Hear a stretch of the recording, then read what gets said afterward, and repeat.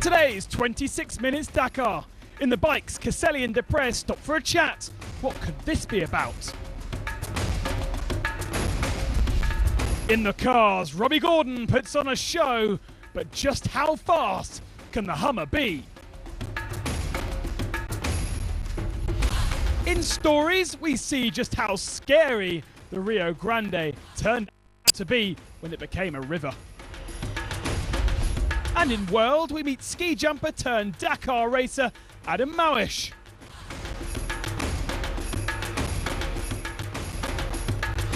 One of the trickiest areas that Dakar has ever experienced is in legend.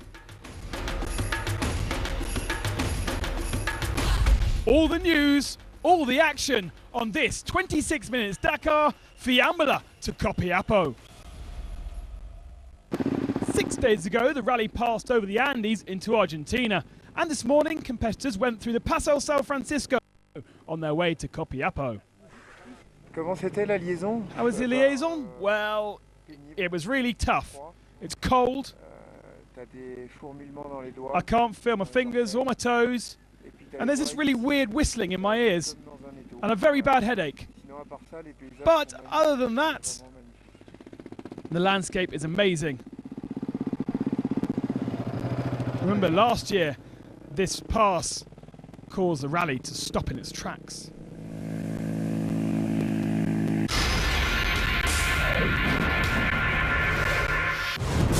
Previously in the bikes, for most of week 1, Olivier Pain was in the lead of the rally. But on stage 9, 2 falls dropped him way back. Having won stage 5, Yamaha's David Castor moved into rally lead, but he hit a cow on stage 9 and is now totally out. For Gilles Deprez, gearbox problems look to end his chances early, but he's fought back and now is in the lead. I don't have a 2-hour cap, so of course I've got to attack, no question. Francisco Lopez has won 3 stages and is ready to pounce. Now the rally turns back to his homeland. The pressure from the whole country, I've really got to manage that well and work out how I can get the first position. There are still 3 days of competition though, anything can happen. So with 3 stages left in Chile, can Chaleco take the spoils from Deprez?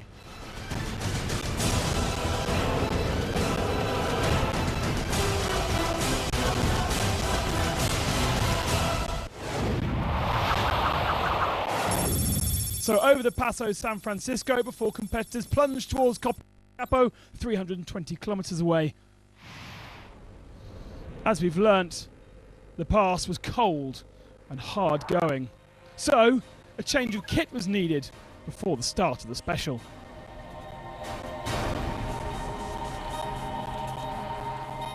It was very cold.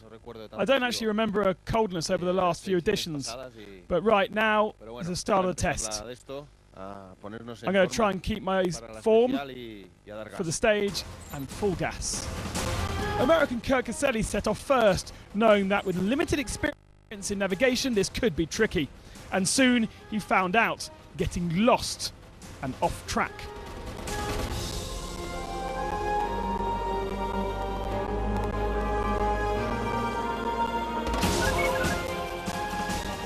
He was soon caught by teammate and third starting Gilles Deprez. And then later on in the stage, they stopped and spoke together. Something tactical to slow down the field potentially for the lame Ruben Faria.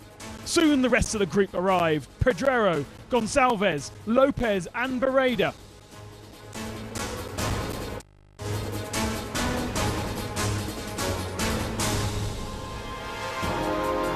All together, they followed the tracks, but it was too slow for Barreda, and he set off on his own. At CP2, he was a massive 6 minutes faster than the group behind him, but with useful experience comes mistakes. And 200 kilometers in, he too got lost. The best Cusqvarna in the overall is Alessandro Bocciuri, and he started just behind his teammate Barreda, but he wasn't able to catch or keep the pace of the Catalan. There was another group behind, seemingly with a much faster pace.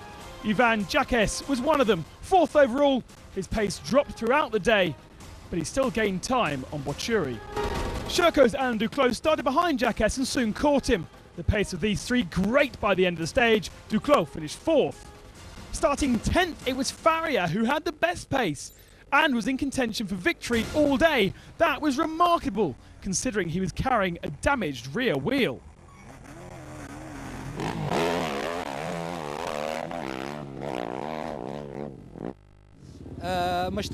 I'm very happy with our work.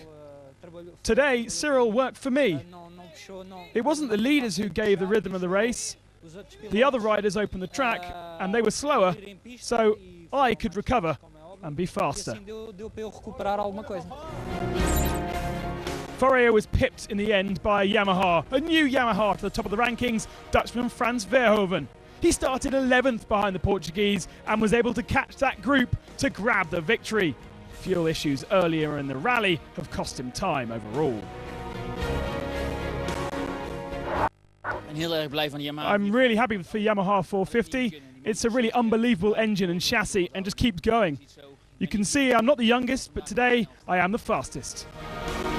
Yesterday he wasn't sure he would even ride. But Juan Barreda's physio patched him up nicely, and the Catalan came back at the end of the stage having got lost to finish 3rd fastest. An incredible run.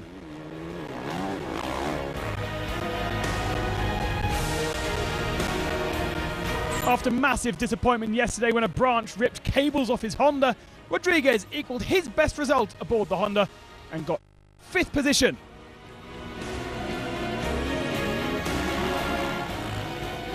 And another man to have a really good day was Poland's Kuba Pogonski.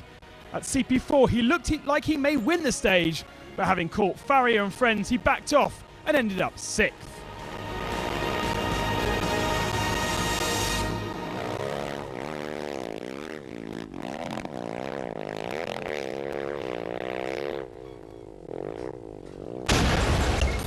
So the classification of the day then. Verhoeven beating Faria by 1 minute and 38 seconds. Barreda in 3rd, Duclos 4th, and Rodriguez rounding out the top 5 positions. Lopez is 7th and Deprez 14th means that gap is slightly closed. Deprez leading Faria by 5.5 over Lopez. Jacques and Botchuri rounding out the top 5.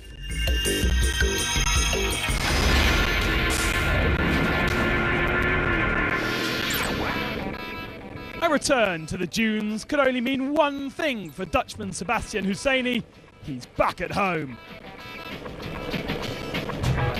Let me explain. He lives in Dubai, and this is exactly like his homeland.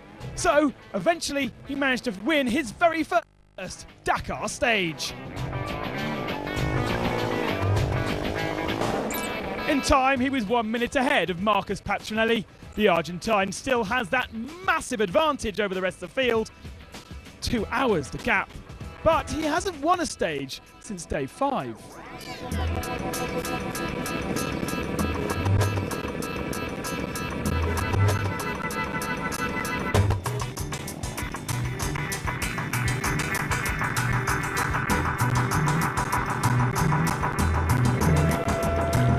Second in the standings overall is Ignacio Caselle. Last time he was in his home country, he won the stage.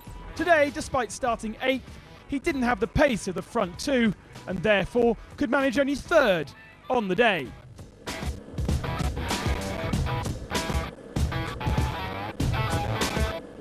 Fourth of the day was Lucas Bonetto, also a stage winner this year, and locked in a great battle for 4th with Sebastian Palmer.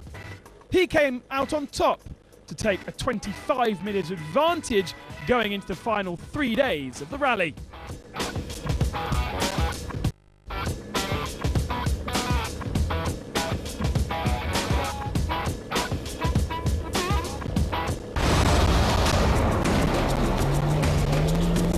Coming next in the cars, once again Robbie Gordon is flying in the Hummer, but can he take stage victory on the dunes he loves so much?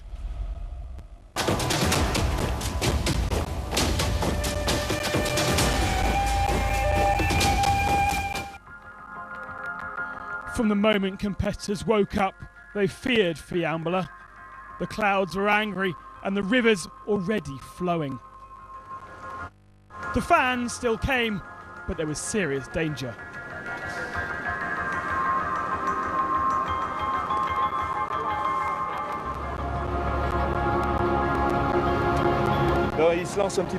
They were trying to go through here with their vehicles. Apparently they're used to this. Organisers, however, were soon on hand to help the locals. We were stuck on the other side of the dunes.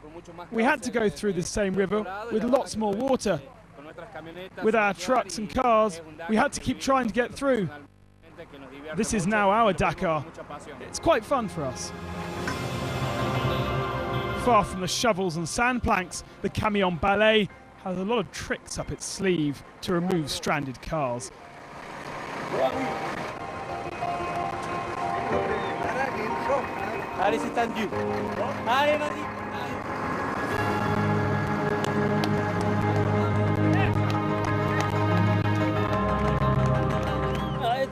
It's excellent. Spectacular. Ahora termino la etapa. I've just finished my stage. Yesterday there was some amazing ingenuity, some mild stupidity, some spectacular imagery, and some very dedicated local fans.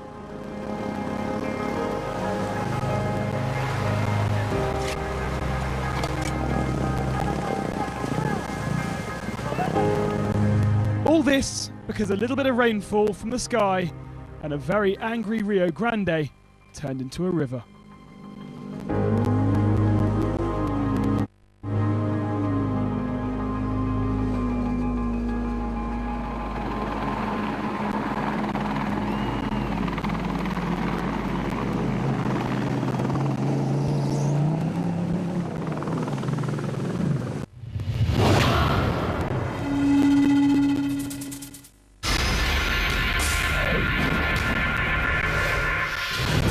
Previously in the cars,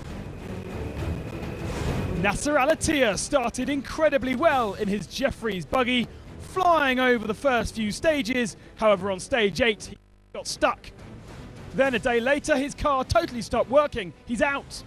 Believe me, we come next year very, very strong. Stefan Pederhansel now has a healthy gap in the lead of the race, but needs to manage the challenge of this heavy terrain. We are starting to think about managing the gap. The terrain has been risky. Rain stopped play on stage 11. Good news for the leader. Each kilometre we don't have in a race means less risk. But for second place De Villiers, he needs miles to make up the gap to his rival. He's got quite a comfortable cushion. If he keeps his nose clean, it shouldn't be too difficult for him. Not keeping their nose clean was Leo Novitsky and Nani Roma. They're now in the fight for third position overall in their X-rayed minis.